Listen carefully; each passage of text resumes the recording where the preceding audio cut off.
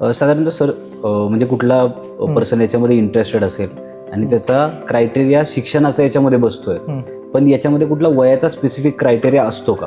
वयाचं तसं म्हणलं तर तुमचं एज हे it should not be more than 35. Okay.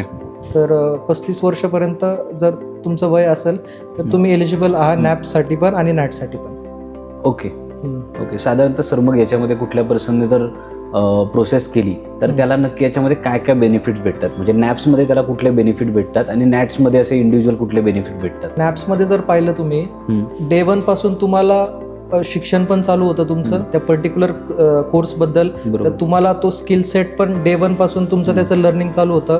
Plus day 1 पासून तुम्हाला स्टायपंड पण मिळायला सुरुवात होती त्यामध्ये. सो तुमचं लर्निंग आणि अर्निंग हे एका वेळेसच चालू होऊन जातं त्यामध्ये. आणि नॅट्ससाठी कुठले पर्टिक्युलर बेनिफिट्स असतात? Same goes with nuts. नॅट्सला पण तसंच आहे, बेनिफिट्स सेम्स असतात.